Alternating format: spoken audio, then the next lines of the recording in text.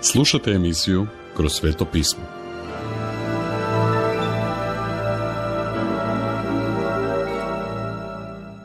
Poštovani slušatelji, dolazimo do 36. poglavlja knjige Izlaska, gdje ljudi grade svetište prema izričitim Božjim uputama. Bilo je vrlo važno slijediti ove upute, jer je svetište Božji portret Krista. Otkriva nam njegova sina. Kao što drugi redak 36. poglavlja objašnjava, Besalel je bio zadužen za izgradnju svetišta. Njegovi su ljudi bili oni u koje je Gospodin stavio mudrost i spremno su istupili naprijed kako bi izvršili posao za Gospodina. Ovo nam danas služi kao važna lekcija. Ako su vas zamolili da preuzmete službu đakona, da predajete vjeronauk u zajednici ili da pjevate u zboru, a službu ste prihvatili samo iz dužnosti i bez volje, bolje je da se u to uopće ne upuštate.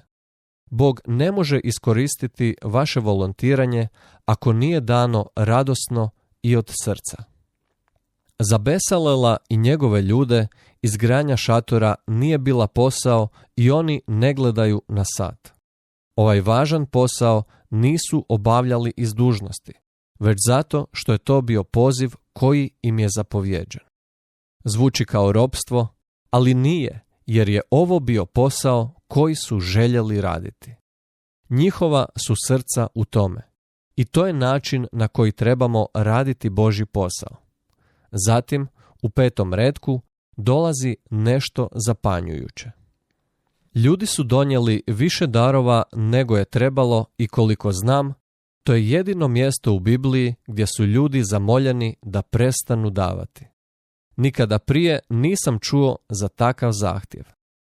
Nije ih trebalo poticati da daju, moralo ih se obuzdati da prestanu donositi i davati. To je nevjerojatno. Ne zaboravite da su ovi ljudi tek izašli iz ropstva i nikada prije nisu imali ništa svoje. Ovo je pouka za nas, da što god činimo za Boga, trebamo to činiti s entuzijazmom. To je način na koji On želi da se vrši naše davanje. Zatim krenimo dalje da vidimo kako oni izvršavaju posao. Počinju u 8. retku s izradom lanenog pokrova.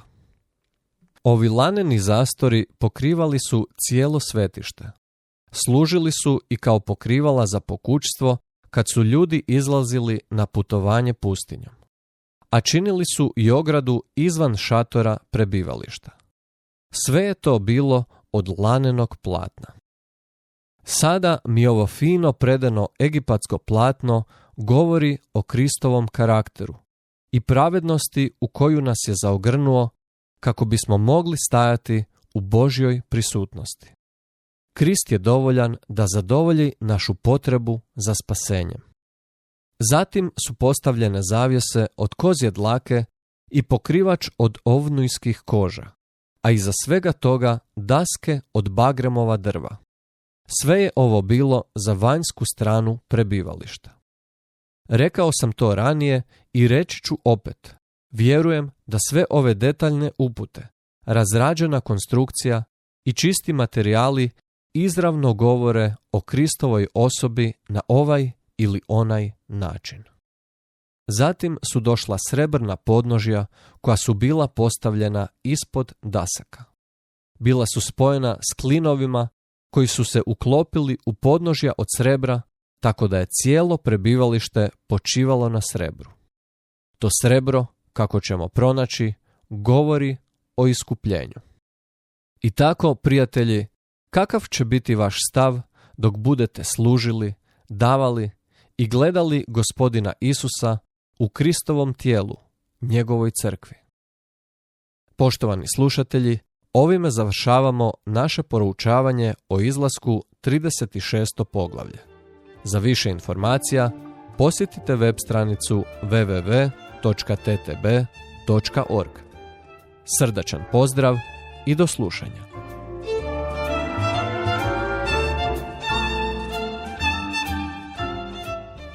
Slušali ste emisiju iz ciklusa Kroz sveto pismo. Budite s nama i u sljedećoj emisiji.